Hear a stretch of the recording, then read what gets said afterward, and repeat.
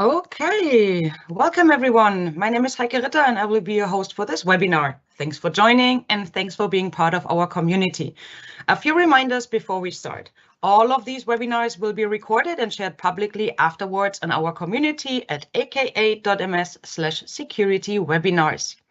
During the webinar, please feel free to ask a question at any time by typing them in the live event Q&A window by clicking on Ask a Question. Questions you post might be made publicly available, and if you prefer, you can post your question anonymously by checking the box right below where you enter it. We often get many questions here, and we are doing our best to respond to all of them in real time with our SMEs in the background.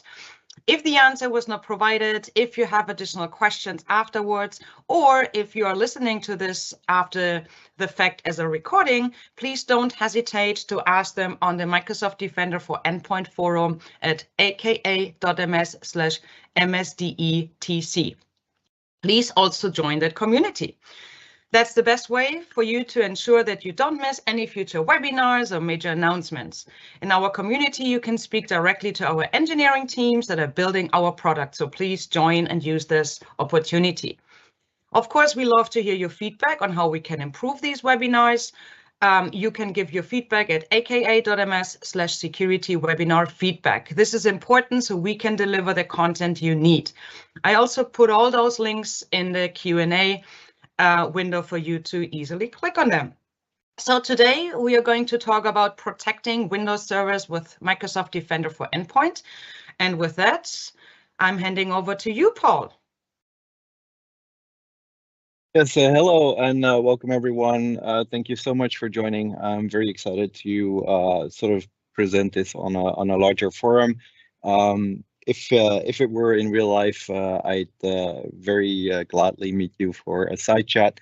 Hopefully our moderators can answer all of your questions. I'm sure they will. At the end of the session, we do have some extended Q&A time. Should we get to it, we can probably get a little bit more interactive by showing and telling instead of just answering the question plainly.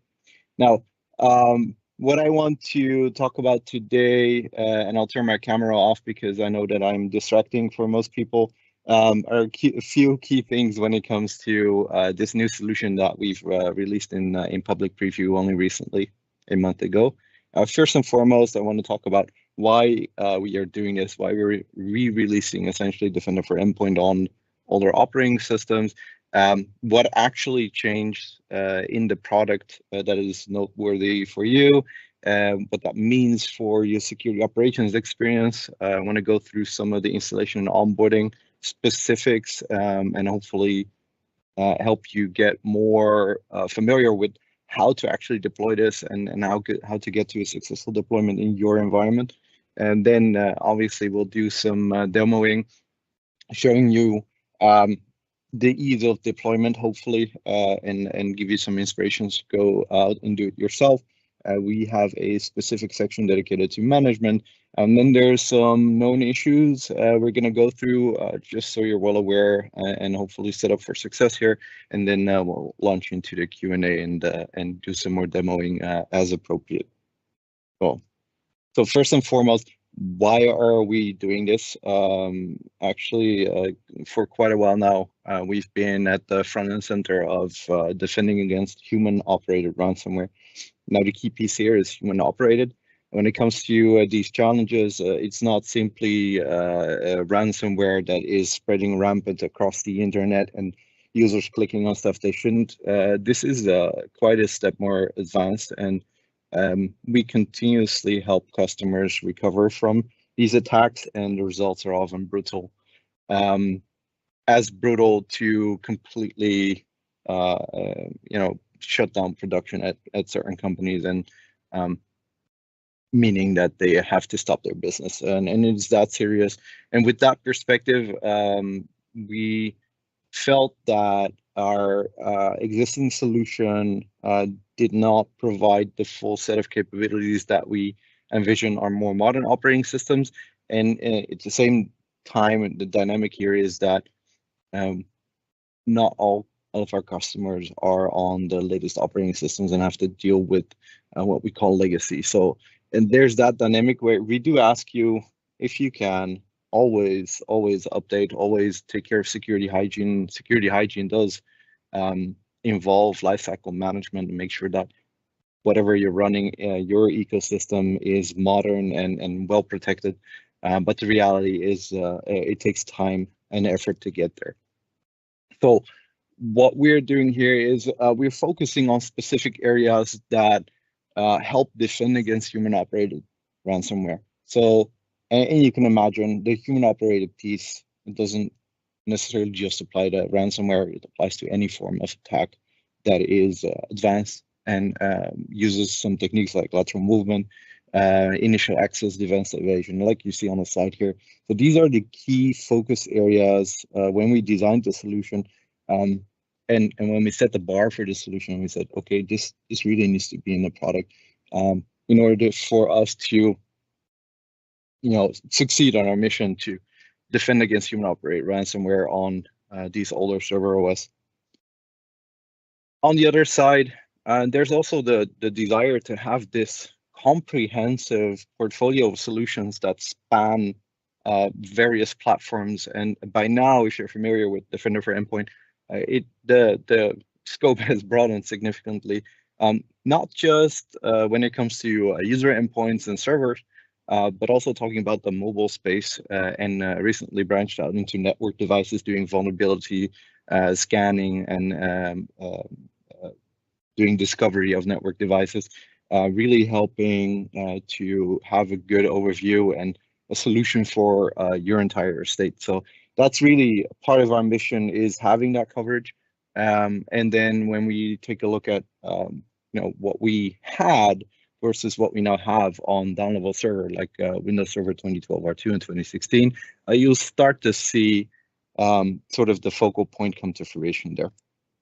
So for those familiar with what the current GA solution looks like, you'll notice that a lot of these buttons actually are grayed out.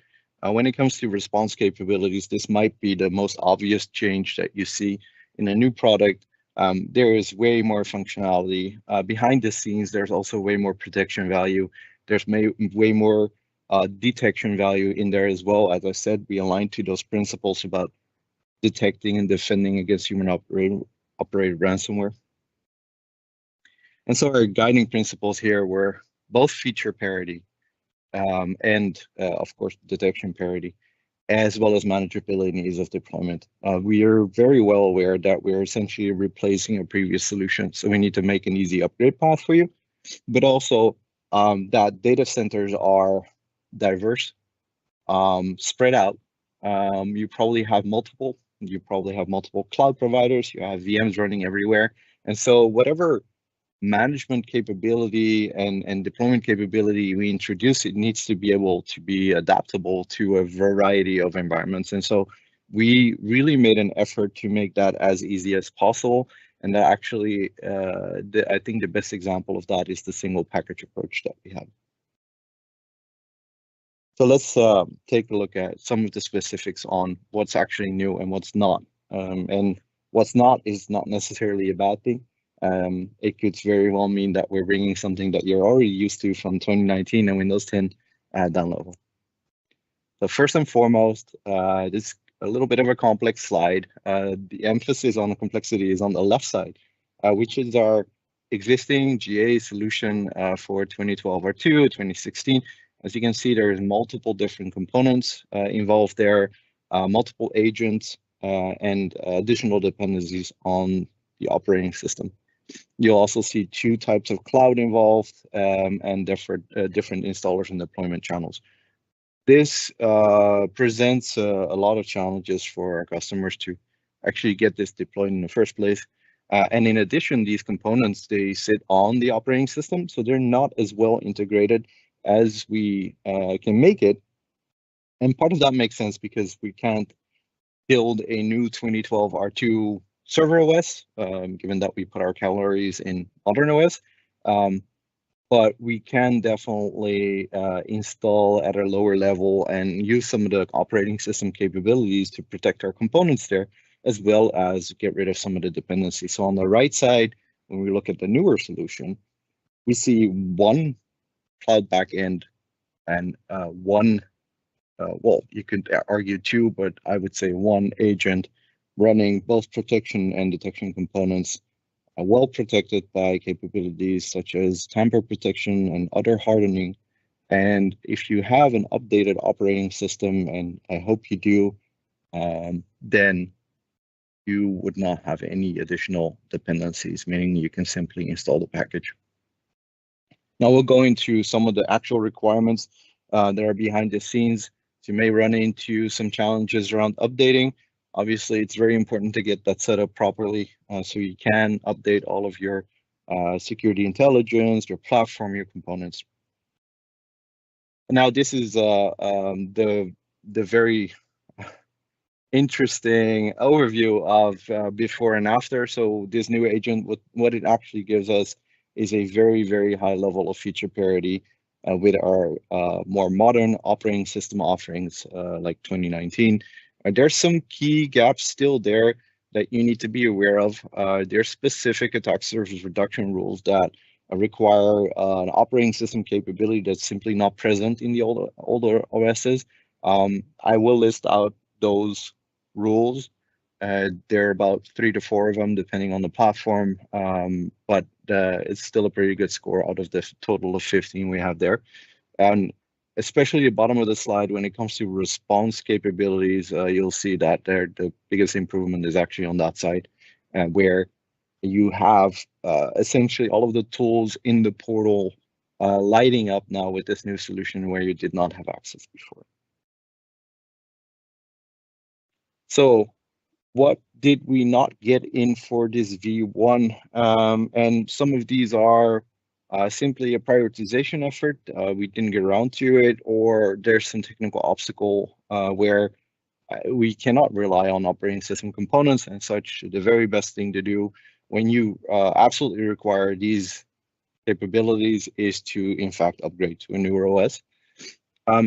There's some user-facing things. The modern device control capabilities, we do have a subset of that as part of the operating system. For example, if you want to block USB devices on a server, you can do that. You've always been able to do that. But it's more of the granularity that we're talking about here. It's a recent development, and it's so recent that, well, first of all, we haven't put it in the product yet. And on the other side, when it comes to protecting your server, you might want to have a different strategy around device control, given that the preference is not to have user sessions on those and people doing things like inserting USB into a server or browsing the web. Those are things you might want to rethink regardless. In that same spirit, we don't have an elaborate user interface like we do on Windows 10. The majority of the work is really behind the scenes. And when you do want to do management and take a look at what's running, you can. There's complete parity with PowerShell. And we'll launch into the manageability piece later on, where we discuss, hey, what are all the ways you can manage this? Then what you don't see behind the scenes, there are some newer capabilities, device discovery, for those familiar. That's something that is very recent and didn't make it in quite yet. We're considering it. We're also constantly updating a firewall. Some of those improvements also didn't make it in recently. Exploit protection is something that is a successor of a deprecated component called Emmet. You'll notice that that is not included in this release. And then here is where I list these attack surface reduction rules. So 3 of them don't work on 2012 R2, and 2 of them don't work on 2016. And then in 2012 R2, the operating system is a very interesting component that is used for a lot of detection capabilities, which is called AMSI, or anti-malware scanning interface. That piece is not present in the operating system, and so we can't depend on it. We're actively investigating alternatives for that. And then you'll notice that there's going to be one button that's still grayed out in the portal, which is restricted app execution mode. This is a capability to only allow Microsoft signed software to run from that point on. In our conversations with our customers, first and foremost, we got the sense that machine isolation was much more important to focus on. And then this capability does require code signing technology that's simply not present in 2012 R2. Paul, So there was a question on the chat regarding 2016 and the fact that it's got Defender built into it. Is there any? Are we providing any additional benefit from an AV perspective with what we're doing here? Yes, great question. And let me just really quickly jump back to that one slide with the overview, because it's good to realize that this overview actually also calls out some of these protection capabilities. As you see, attack surface reduction rules, certificate, URL indicator blocking, control photo access pool protection, those are, and then network protection and web protection capabilities. These capabilities are net new in the new solution. So they require some sort of combination of our EDR and portal capabilities and the prevention capabilities. So the answer is yes, very much so. When you install this package on 2016, not only will you gain all these response capabilities, but you get a very good boost on the prevention capabilities as well.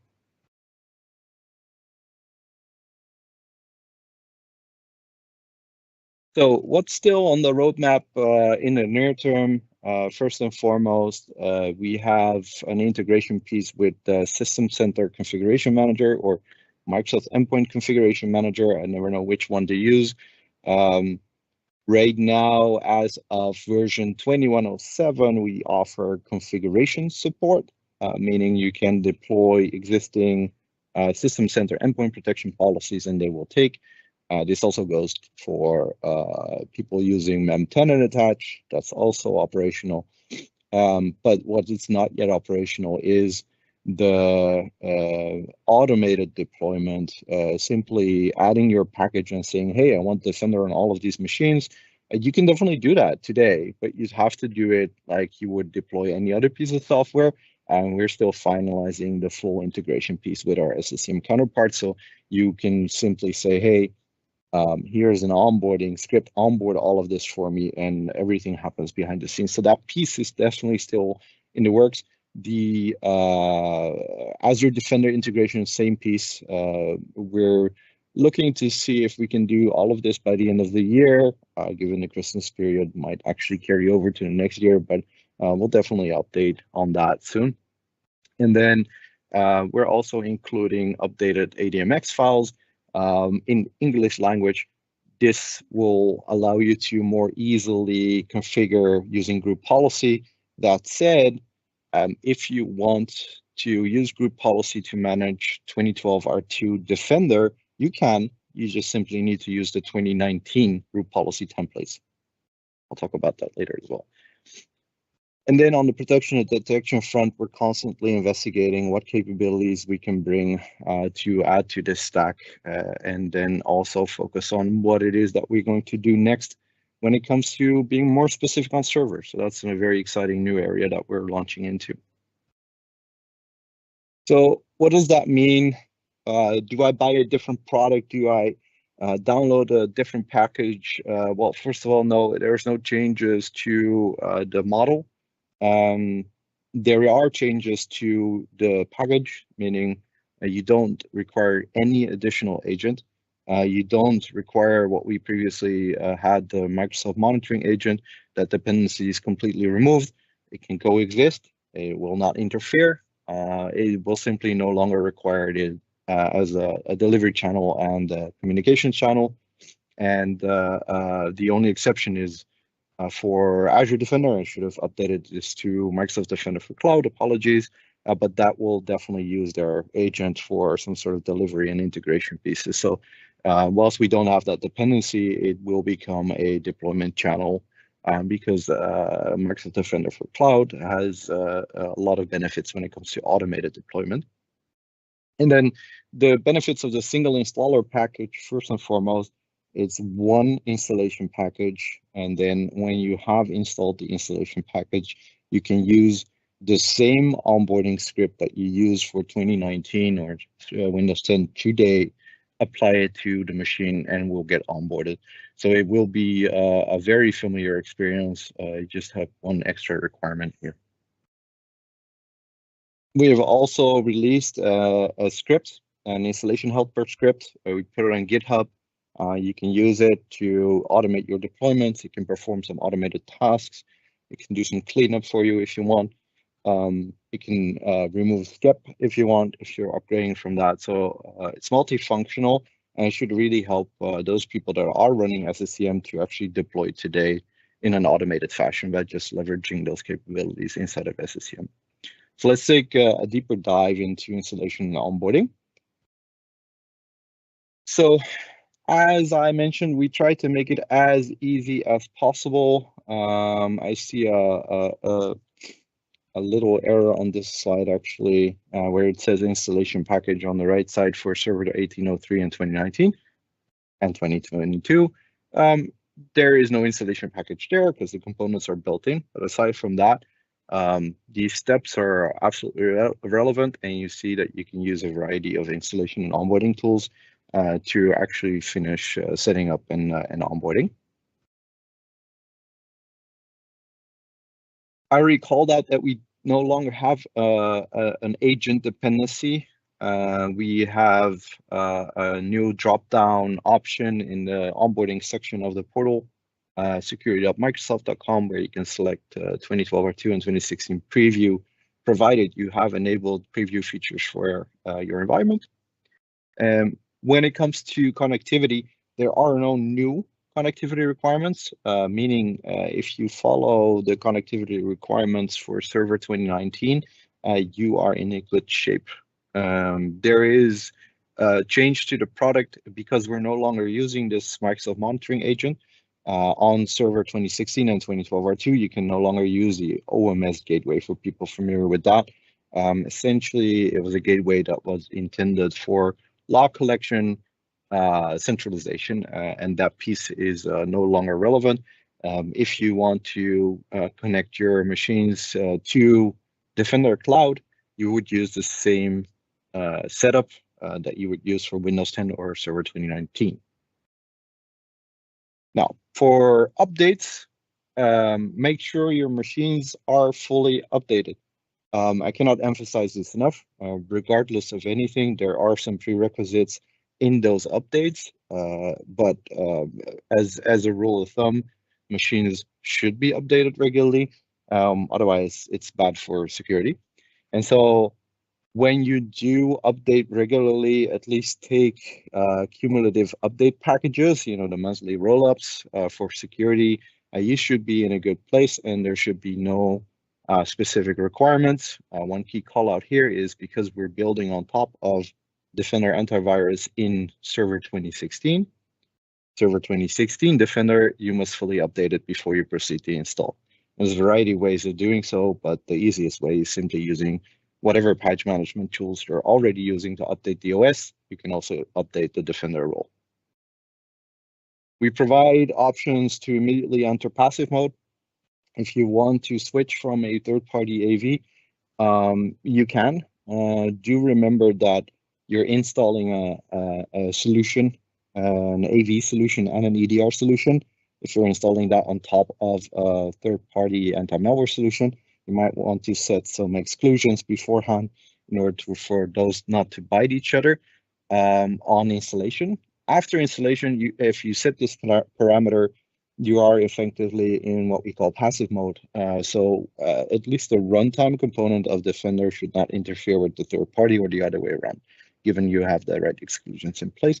This will actually give you the capability of switching over full stack, installing the package first and then updating it, and then down the line, removing your third party solution and activating Defender AV, which we hope you do.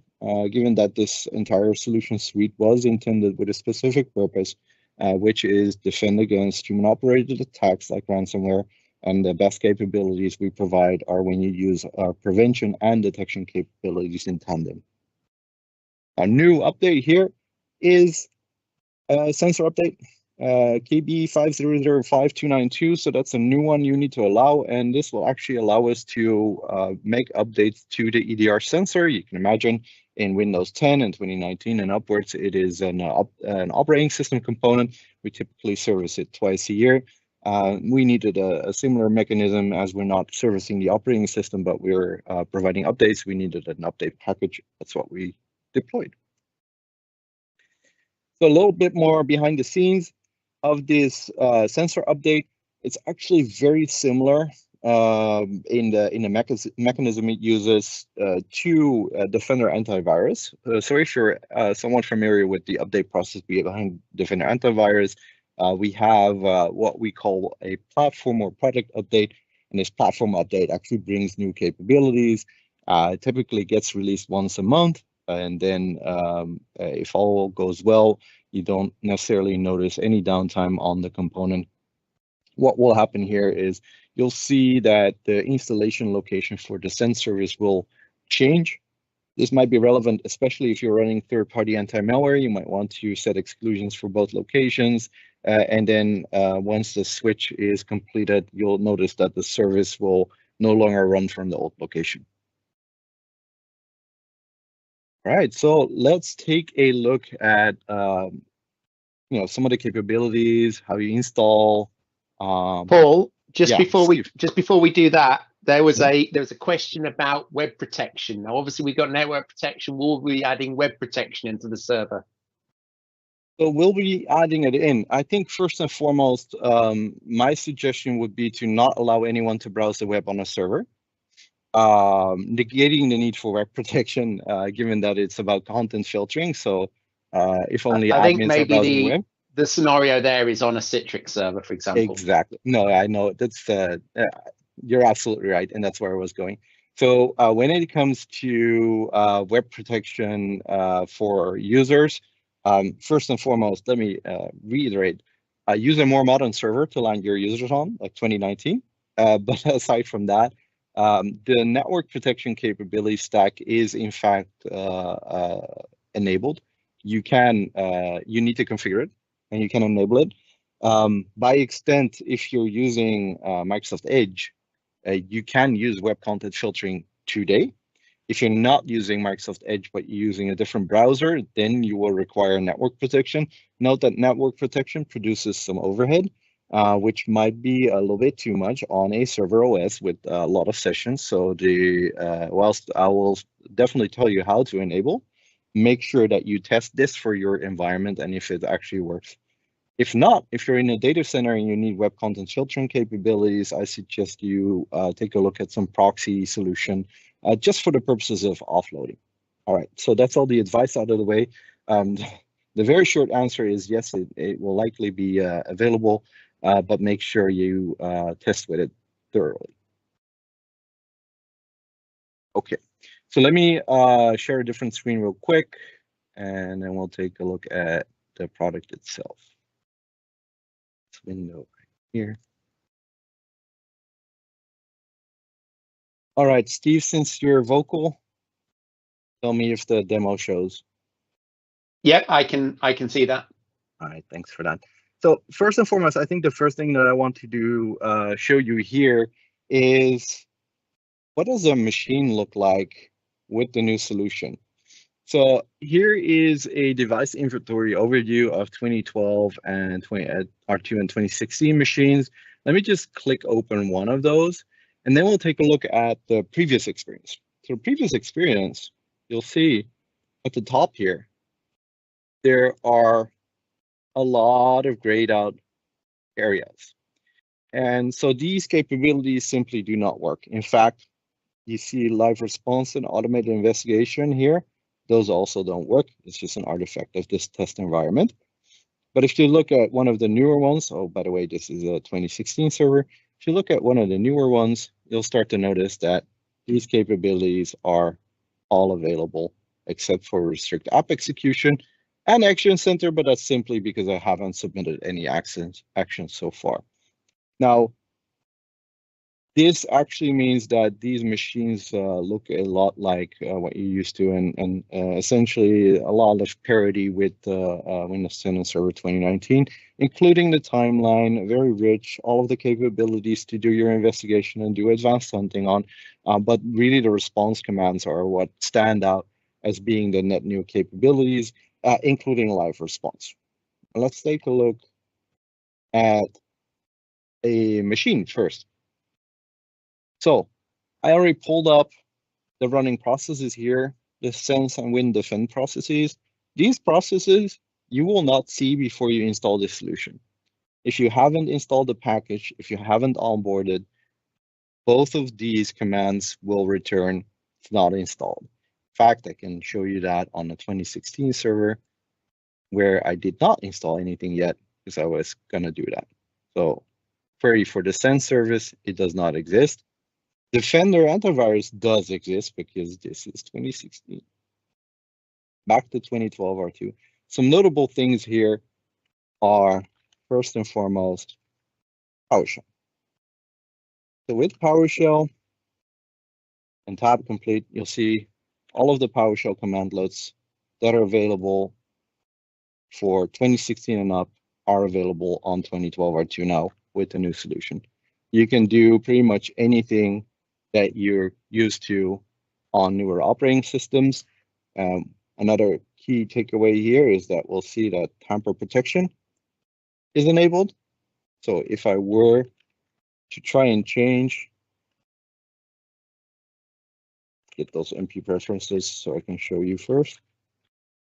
So if I were to change a setting around the real-time protection, for example, let me take a look at the right one here. Disable real-time monitoring. This guy, disable real-time monitoring is listed as false, right? So let's go ahead and that one to true. Oh, should have. So let's see. One. So disable real-time monitoring 1. So if I do a get MP preference now, the expectation is it would flip, but it did not. It's still false, and that's simply because tamper protection is enabled. Now, this is a very, very crucial capability in the battle against human-operated ransomware. You can imagine it's going to be very difficult to execute ransomware if real-time protection is in fact still enabled. And one of the first things that attackers like to do is try and disable whatever anti-malware is on the box. So that concludes sort of the demonstration of, hey, these components are in fact running on 2012 R2, they're doing what they need to, and you got tamper protection going on here. What does that look like in Task Manager? You'll see some familiar services running, including the anti-malware service executable, which is Defender Antivirus, and the Defender ATP executable. Now to demonstrate, where is it? Let me go in and open services. It's down here. And this is where you see that the path to the executable is actually in program data. And this is because this EDR sensor has been recently updated through Windows Update. Okay, so this demo is really about how do you get up and running really quick with the unified solution. So let me just demonstrate that. First and foremost, you would go ahead and download the package. So let me go ahead and do that in the portal real quick. I'll go to settings, endpoints, and then go to onboarding. And so this is where you would find that drop down and go 2012 R2 and 2016 preview. You would download an installation package, and then you would download an onboarding package. Please make sure to select the right one. If you want to do it scripted, if you want to do it non-interactive, you probably want to use this one. So you download the package, the installation package, you download the onboarding package, and then obviously you need to install the package and run the script. Let's go ahead and do that. I have a 2016 machine here. No Sense is installed. Defender is running an updated. I have my installation package right here, 22 megabytes, and I have my onboarding script. Let me go ahead and double click. And I'll do the wizard just to show you.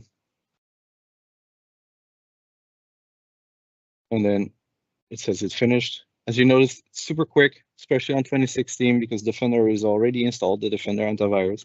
So we're just adding some components. So right now, you'll see that Sense is actually now installed, but it's not running. And the reason for that is that effectively what we've done now is bring this machine up to the similar level as 2019. So what's the next step on 2019? It's onboarding. Let's go ahead and execute the onboarding script. This is the non-interactive kind, so you should really not see anything. And then what happens, I'll show you in the background.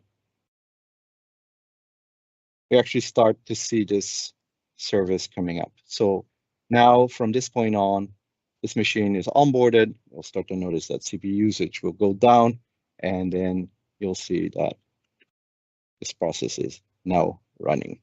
And this gives us access to these capabilities in the portal, including live response, automated investigation, remediation, isolation, custom indicators, etc., etc.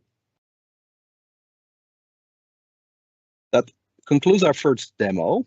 Let me go back to the presentation, and we got some more information to work through. And then at the end, we'll have a little bit more time to do additional demos.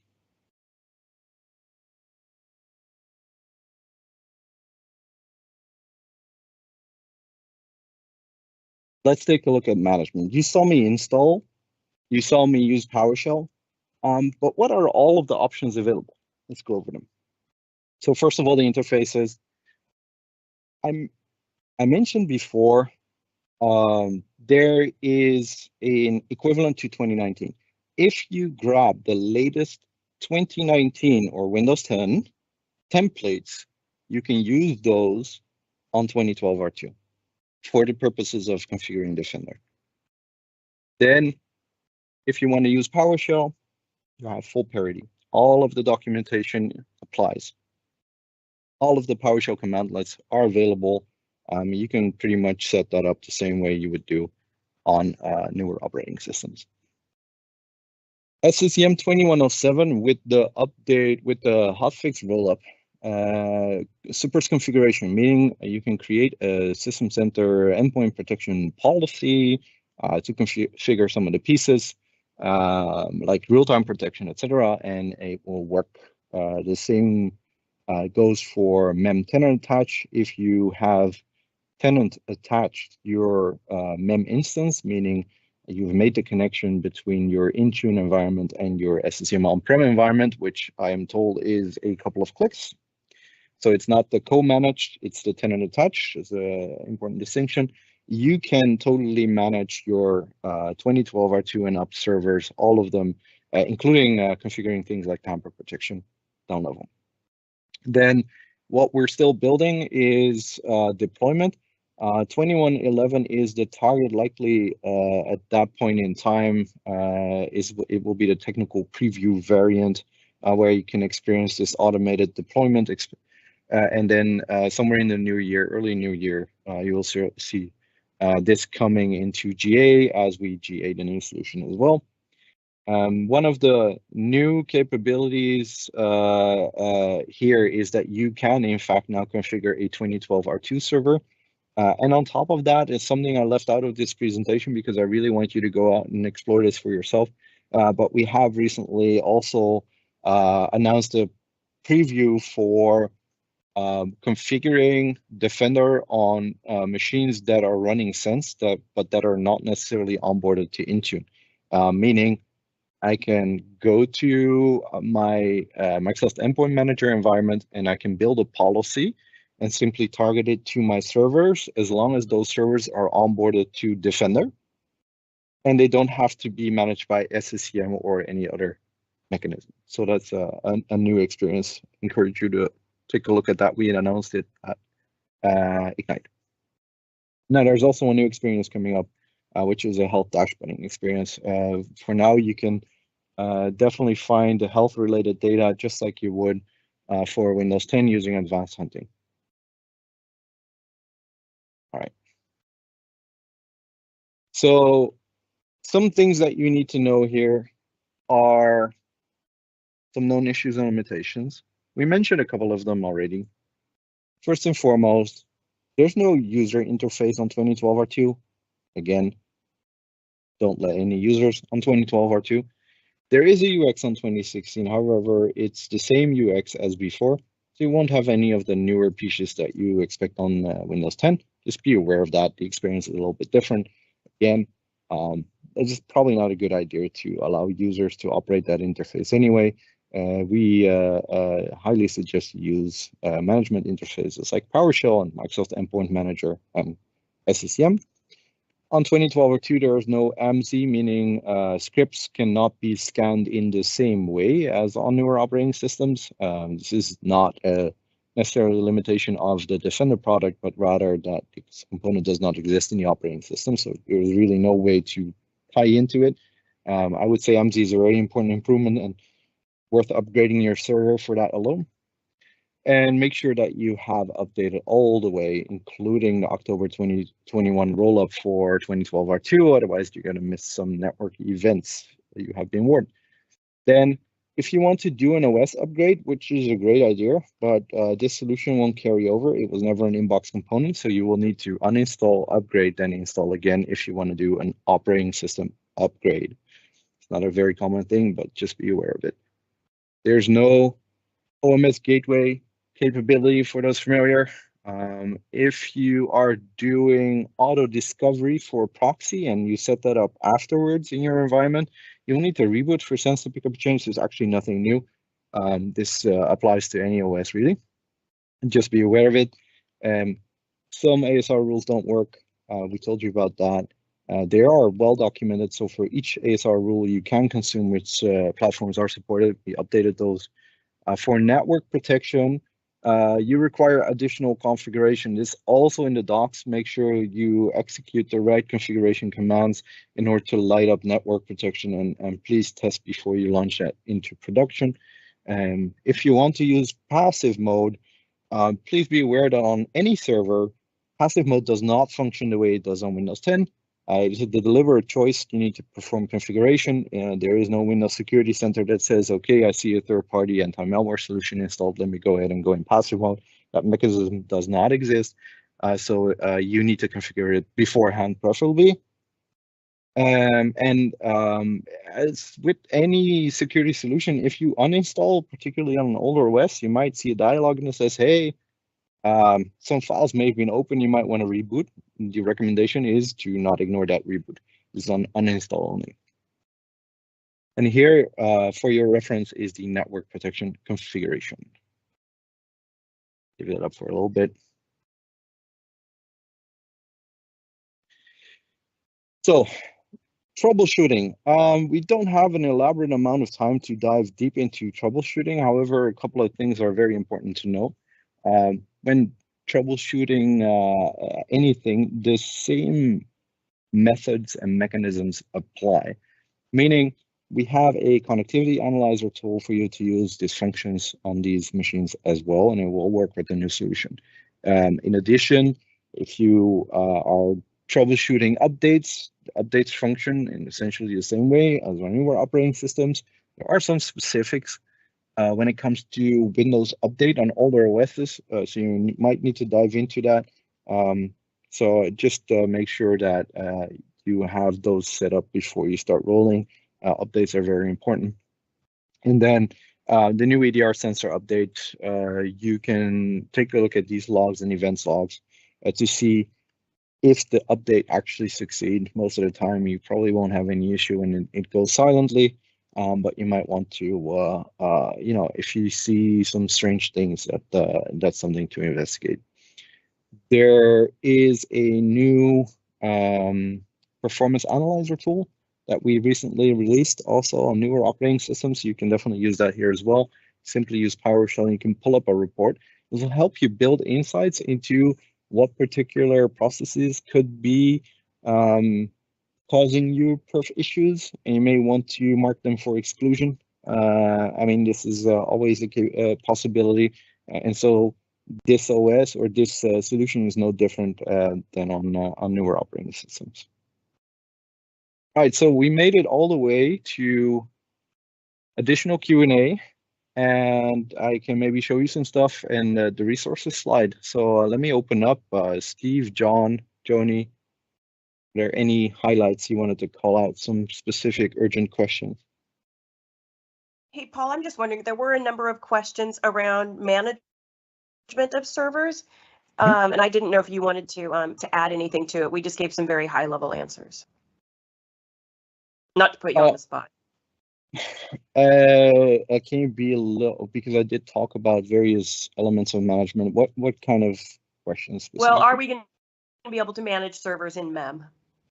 Yes, I did touch on that briefly, and I referred to, because there's a lot more to unpack there. I mean, it warrants its own session, but the short answer is yes. If there's a new capability, and we announced it at Ignite, if you are, if your servers are onboarded to Defender for Endpoint with the new solution, then those machines can be made to show up in Azure Active Directory, and conversely, in Microsoft Endpoint Manager, you'll be able to create and target endpoint protection policies, just like you would for Windows 10 when they're Intune managed. That makes sense. And again, please take a look at the Ignite session for that, and we'll probably throw another resource link in for that specifically. I think the blog is called Managing Defender for Endpoint on Unenrolled Devices using Microsoft Endpoint Manager. Paul, there was a question about general availability. When will we see this in GA? So the last pieces, as you've noticed, that are on the roadmap are integration with SCCM and Azure Defender, or sorry, Microsoft Defender for Cloud. We are looking to finalize those pieces hopefully before the end of the year, meaning we're targeting for Q1 tentatively.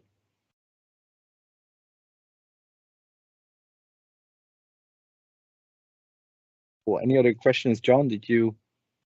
There was a question around licensing for the MEM scenario.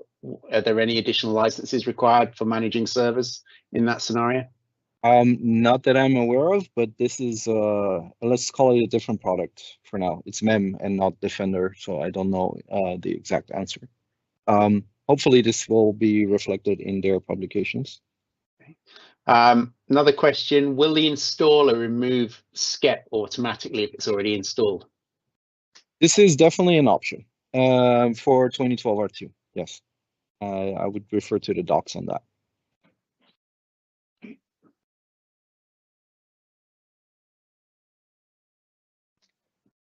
Anything else? Are there any questions that around maybe seeing something in action? Live demo. To the audience out there, so please ask your questions or things you would like to see Paul demo right now. We got a little bit of time. Yes, I specifically reserved time for you guys.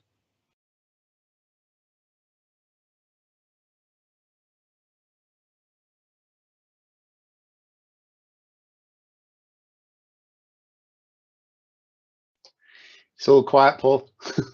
You've obviously done a great job. I'll take it as a good sign. And then Heike, we can. Yeah, no, Paul. There were so many questions, and we answered a lot via the chat window. Let's see if there's something new coming in. And it's not really a question for server specific, but do you happen to know if we are planning on doing some more reporting within the portal and not only allow customers to do their custom reporting, but provide some more reporting out of the box?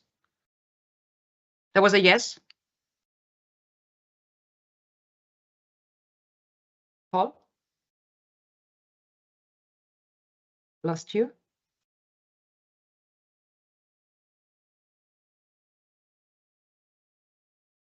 Paul?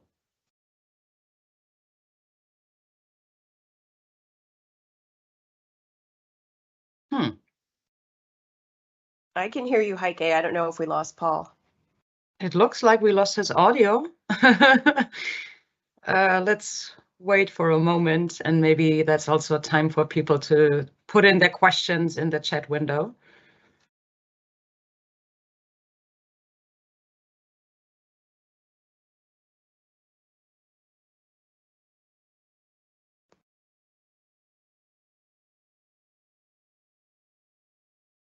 There was a question. Do you want us to just go through some of the questions verbally while we're waiting for Paul to pop back in? Yeah, I think that's a great idea, Johnny. Thank you. Okay, and you responded to some of these. So there was a question about a plan to have enhanced reporting in the MDE Security Center. And the question is specifically around AV Engine version, signature version, and so on. We do have in private preview right now some enhanced health reporting, and so we're hoping to see those within the next few months go to public preview as well. So stick with your advanced hunting queries for now, but then hold tight that we will be definitely making improvements to that. Wonderful. And I think we have Paul back. Oh, Not no? sure. I think he's like, okay, I can't talk.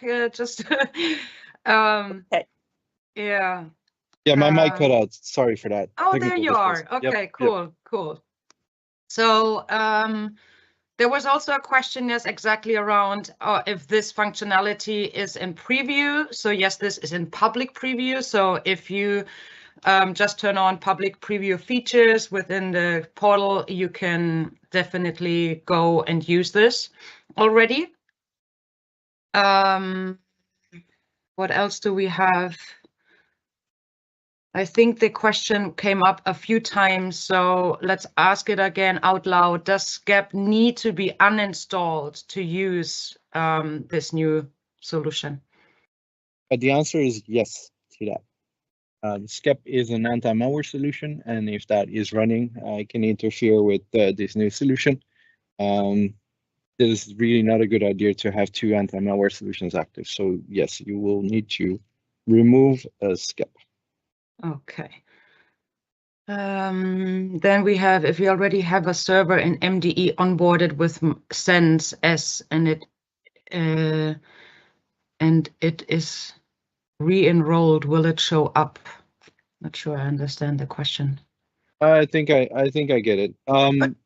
So yeah, if you have a server that is currently running the previous solution that is based on MMA, you can install the new package on top of it and then execute the onboarding script. What will happen is it will use the very same object in the portal. Your timeline will continue. The old mssense S will stop running, and the new mssense.exe will take over. Okay. I have one I would throw in here too, Yeah. Paul. Once they've deployed the new Defender for Endpoint on the down level servers, for any new features, are those going to be able to be implemented with that on the down level servers going forward? Yes, any new feature that we introduce will require this new solution. Thank you. So there's like, Mark, can we do a live antivirus run and show stopping it? I don't think that we have anything prepared for that right now. But you can, of course, go get a trial if you don't have MDE right now and test it out. Wow, now all the questions are coming in. Now I'm a little bit overwhelmed here. There's one, Paul, should the OMS agent be removed after upgrading to the new package? Yeah, thanks for that. It can. I mean, the reality is we don't use it anymore. And we offer a script that will allow you to remove the workspace if you want to do some cleanup.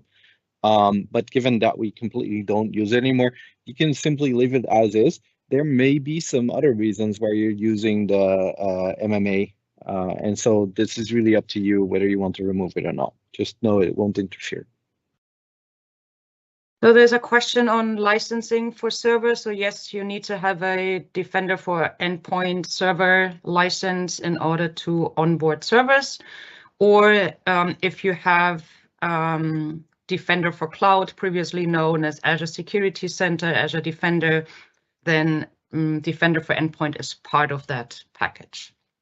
Yes. No change to the model. Exactly. Okay, the question was like 5 times. Should the OMS agent be removed after upgrading to the new package? Yeah, so I just answered that one. It's not a requirement. You can, Okay. if you want to. Sorry, I'm okay. reading. Sometimes I can't listen. I'm sorry. Any plans? Well, it's the best way to see which parameters are configured with MDE. Get MP preference. Mm-hmm. Or simply use the management tool you use for configuration. But so I'm not machine sure. itself, So they're saying we are trying to integrate with their theme, which is Splunk, and they're saying Defender 365. But Splunk doesn't seem to be supported. Is there a procedure for better integration? So we support Splunk, and I even think there is an out-of-box connector. We usually have Splunk, ArcSight, and of course Sentinel right away. So check out in the portal. There is an it's called Partners, APIs, and integration in the navigation, and you should find a Splunk connector.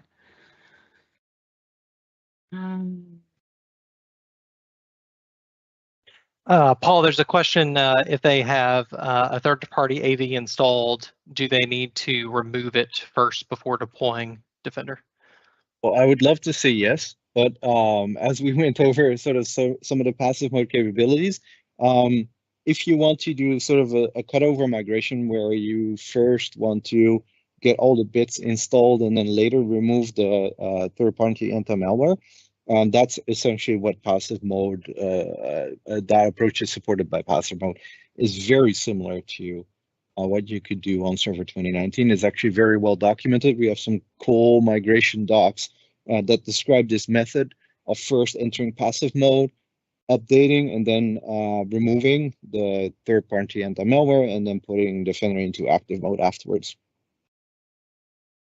There's also, I know, Sagib, the question around vulnerability mitigations. So first of all, of course, we can't disclose any roadmap functionalities. And of course, we are constantly trying to improve processes for SecOps and SecAdmins. Also, that includes, of course, our threat and vulnerability management capabilities. So stay tuned. I don't have anything to share at that point. Okay, so we are on the hour. Let me actually conclude the call for now. And I would love to invite everyone, first of all, to please keep this discussion going. There is a tech community blog post from Paul where he announced this unified solution. So if you want to just ask your questions over there, maybe someone can put out the link whilst I'm closing the call and put it in the chat window. So all the questions that we couldn't answer related to this topic, please keep this conversation going, and feedback is always what we want to hear. So with that, sorry, thank you, Paul. And again, some reminders before. I'm actually pressing the end button. The recording and the slides will be made available at aka.ms/security-webinars. We have another awesome webinar coming up on around the Microsoft 365 Defender area. It's another Defender for Endpoint webinar about protect your mobile devices with Microsoft Defender for Endpoint. It's all about Android and iOS devices. For details and registration, same link, aka.ms/security-webinars. If we missed to answer your questions, or if you have additional questions, as I mentioned, please go to the Microsoft Defender for Endpoint forum, or in this case, the blog at aka.ms/msde blog or msde tc for tech community. Again, thank you so much, Paul, and of course, thank you to the rest of the team who helped answering all those questions. And most of all, thank you all for being part of our community and for joining us on those webinars. And we hope to see you next time. Goodbye.